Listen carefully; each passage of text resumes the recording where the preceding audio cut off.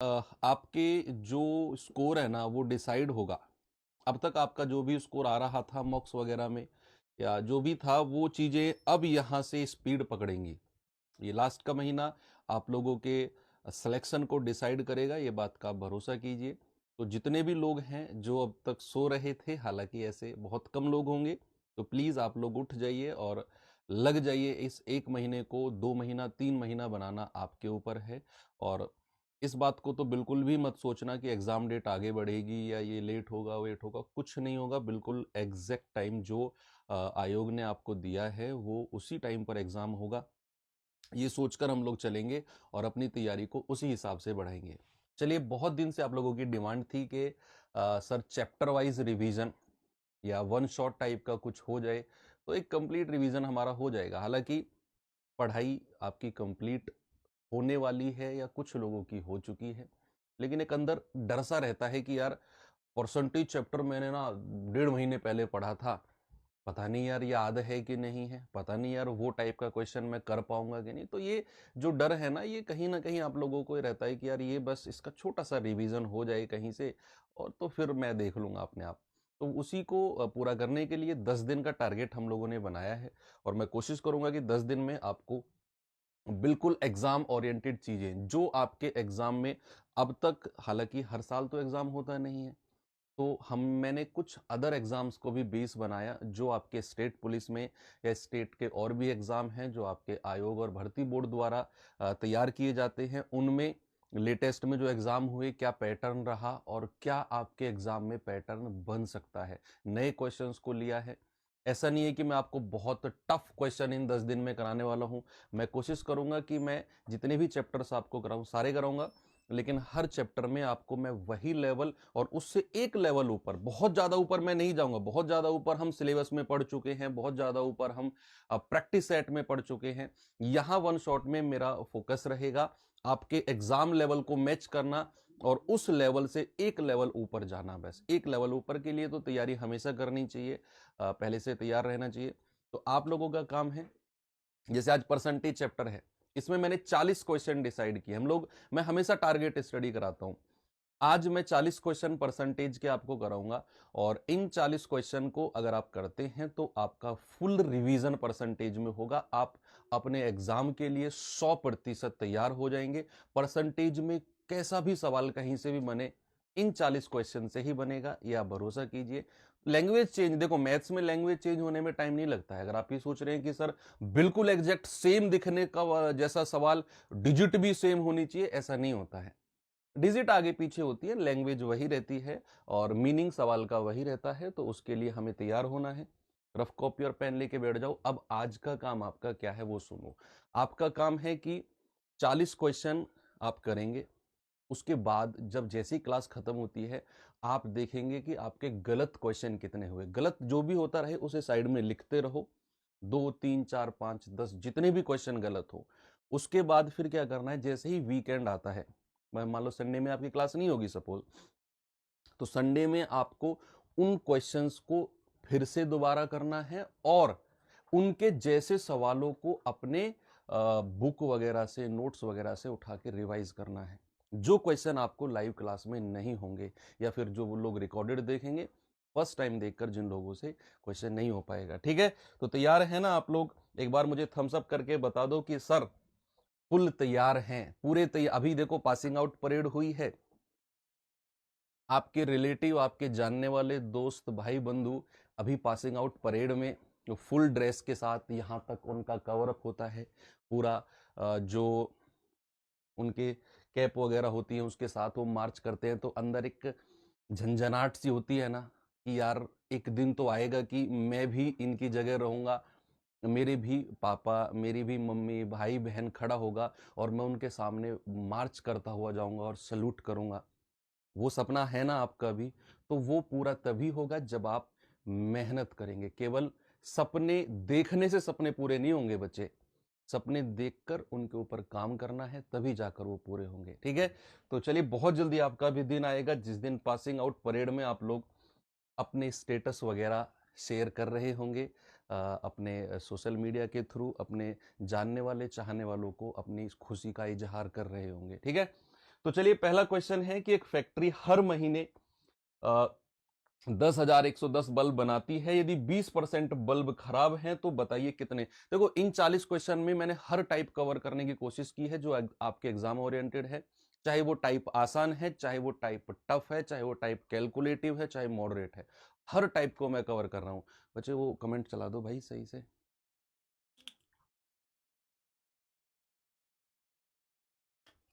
चलिए बताएंगे, जल्दी से जवाब बताएंगे।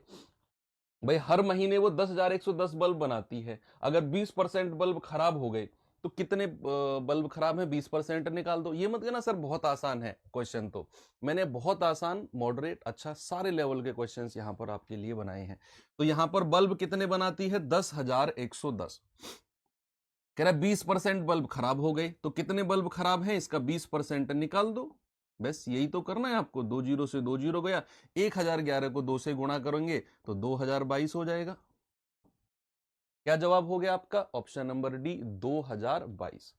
That is option number D मेरा बिल्कुल सही है। सभी का आ गया। बहुत सिंपल था क्वेश्चन, सिंपल के साथ हमने शुरुआत करी है। थोड़ा आगे चलते हैं। यदि किसी संख्या के 20% को 66 में जोड़ा जाए तो परिणाम वही संख्या मिलेगी, तो उसी संख्या का 80% कितना होगा। थोड़ा सा याद करते हैं, जब मैंने आपको परसेंटेज पढ़ाया बच्चा, आपको याद होगा कि कोई भी संख्या का ओरिजिनल रूप, सुना मेरी पूरी बात, कोई भी संख्या का ओरिजिनल रूप जब मैं मानता हूं तो क्या मैं उस ओरिजिनल संख्या को 100% बोलता हूं।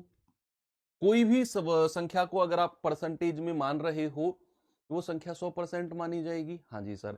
सवाल कहता है किसी संख्या का 20% 66 में जोड़ा जाए तो 100% का 20% कितना होता है सर, 20% ही होता है। अब इसमें अगर आप 66 जोड़ते हो तो कहता है परिणाम में वही संख्या मिलेगी। वही संख्या मतलब मेरी ओरिजिनल संख्या, ओरिजिनल यानी कि 100%। तो 20% प्लस 66 बराबर का ओरिजिनल संख्या यानी कि 100। तो 20 उधर जाकर 100 में से घटेगा, कितना बचेगा, 80% बराबर 66। तो 1% किसके बराबर आएगा, 66/80। 66/80 आपसे कह रहा है उस संख्या का 80%। अरे 80% ही पूछा उसने, तो 80% किसके बराबर हो गया, 66 के बराबर हो गया। Option number C. 1% की वैल्यू जरूरत ही नहीं थी मुझे, उसने 80% ही पूछा ना, तो 80% इक्वल्स टू 66। आगे बढ़ो। कह रहा है यदि किसी संख्या का 2/3 7800 का 60% है, किसी नंबर का 2/3 7800 का 60% है, तो बताइए वह संख्या क्या होगी। कोई भी नंबर का 2/3। अब सबसे पहले तो आप क्या करो, 7800 का 60% निकालो, होगा कितना। क्या करना है, 7800 का 60% निकालो, बाकी काम हम आगे सोचेंगे। तो पहला काम है हमारा 7800 का बच्चा 60% निकालना, गुणा 60/100। आप कहेंगे ओके सर, 2 जीरो से 2 जीरो गया, ये जीरो, 6 8 48, 6 7 42 और 4 46, यानी कि 7800 का 60% 4680 है। अब क्या करो, मेरे कहने से एक बार सवाल को दोबारा पढ़ो। सवाल कहता है कि किसी संख्या का 2/3 4680 है, संख्या का 2/3 कितना है, 4680। किसी संख्या का 2/3 कितना है, 4680। अब मैं मान लो वो संख्या को, सपोज कुछ भी मान लो, मैंने वो संख्या को मान लिया n, मैंने मान लिया वो संख्या n है और उसका 2/3, उसका 2/3 किसके बराबर है, उसका 2/3 है 4680 के बराबर। तो यहां से रोकना,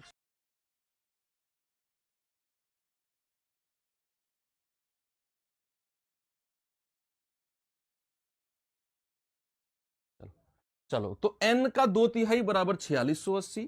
तो 2 से काटेंगे, 2 दूनी 4, 2 तिया 6, 2 चौकू 8 और 0, और 3 की मल्टीप्लाई उधर कर दो। तो n बराबर कितना हो जाएगा, 3 चौक 12, 3 तिया 9 और 1 10, 3 दूनी 6 और 1 7। तो आपका जवाब कितना हो गया भैया, वो नंबर आ गया 7020। कितना आ गया, वो नंबर आ गया 7020। ठीक है, क्या मैं आगे बढ़ सकता हूं। चलो नेक्स्ट।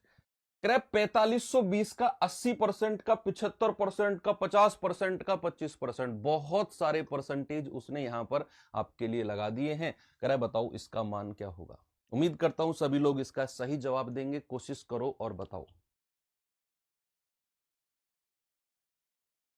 ऐसे मत देखो मेरी तरफ भाई, सवाल सॉल्व आपको करना है, मैं तो कर ही दूंगा। अब मेरे कहने के बावजूद भी देख रहे हो तुम, अब भी सॉल्व करने नहीं बैठ रहे हो, ऐसे कैसे काम चलेगा है। तो 45, सबसे पहले क्या करो, इन परसेंटेज के सबके फ्रैक्शन, इनके सबके भिन्न बना लो। तो आप कहेंगे 80% का होता है 4/5, ये पता होना चाहिए आपको। इतना मैं मान के चल रहा हूं कि ये फ्रैक्शन टू परसेंटेज और परसेंटेज टू फ्रैक्शन आपको पता है। 75% का फ्रैक्शन होता है 3/4, 50% का होता है 1/2 और 25% का होता है 1/4। ओके, तो 4520 का मतलब होता है मल्टीप्लाई 4/5, मल्टीप्लाई 3/4, मल्टीप्लाई 1/2, मल्टीप्लाई 1/4। सारे परसेंटेज के फ्रैक्शन बदल दिए मैंने और करने लग गया सॉल्व। तो आप भी करेंगे, जरा बताएंगे इसका जवाब। भाई 4 से तो 4 उड़ा दो ठीक है, 5 नाम 45, 0 5 चौकू 20, 904 आ गया। 4 से काटेंगे इसको, 4 दूनी 8, 4 दूनी 8, 4 छिंग 24।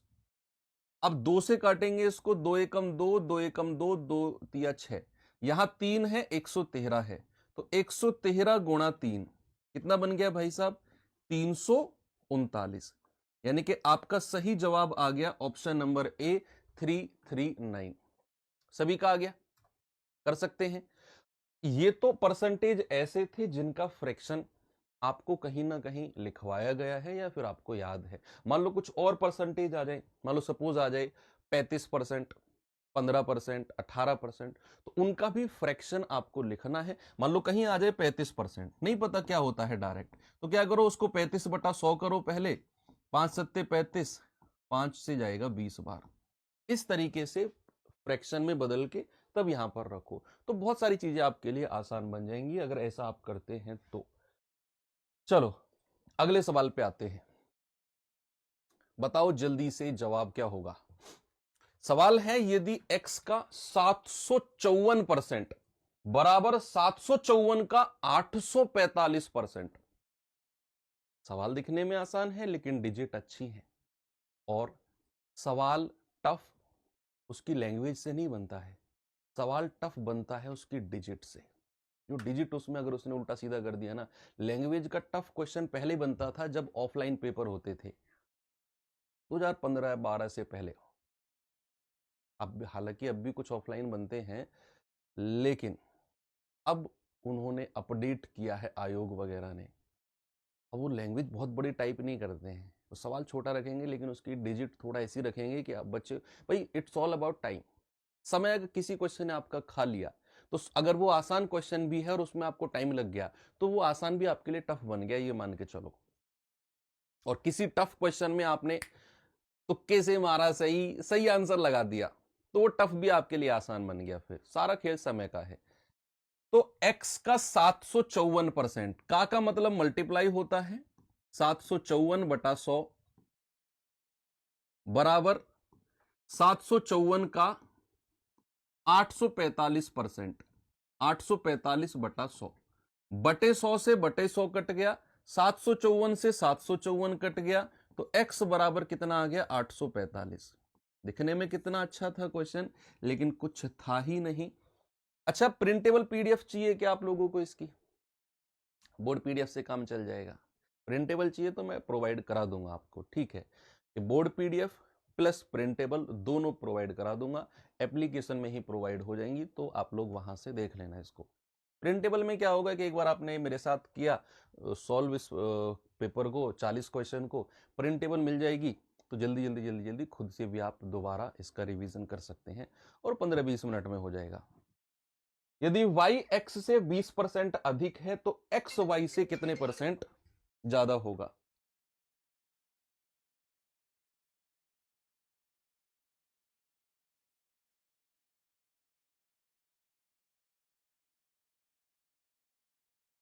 यदि y x से 20% अधिक है तो x y से कितने परसेंट ज्यादा होगा, ये आपसे उसने पूछा गया है।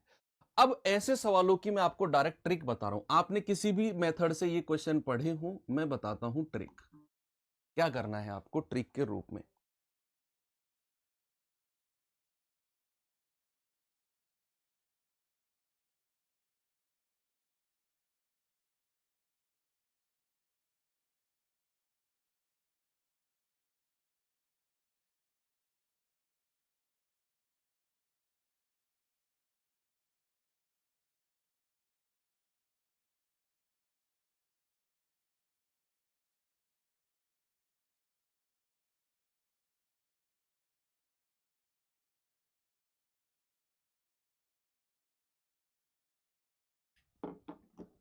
देखो ट्रिक क्या है, सवाल ने बोला कि y x से 20% क्या है, ज्यादा है, तो x y से कितने परसेंट कम होगा।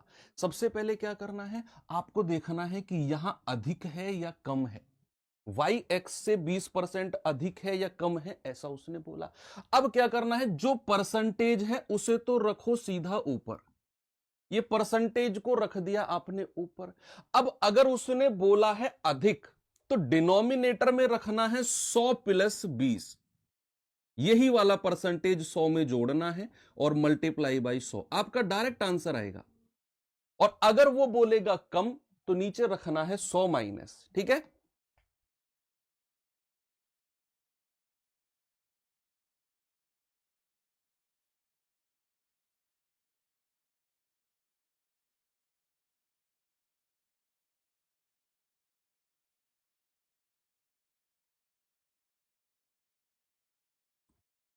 तो आपने क्या करना है, ये परसेंटेज रखना है ऊपर। अगर यहां अधिक लिखा होगा तो डिनोमिनेटर में 100 प्लस 20, अगर यहां कम लिखा होता तो 100 माइनस 20 और मल्टीप्लाई बाई 100, तो 20 बटा 120 और गुणा 100, तो कितना आएगा, 20 एकम 20, 20 छिक्कू 120, 1/6 इंटू 100 का मतलब होता है 16 सही 2/3%। जानते हैं कि नहीं, जानते हैं तो बिल्कुल सही जानते हैं, और नहीं जानते हैं तो थोड़ा कम जानते हैं, ध्यान रखना।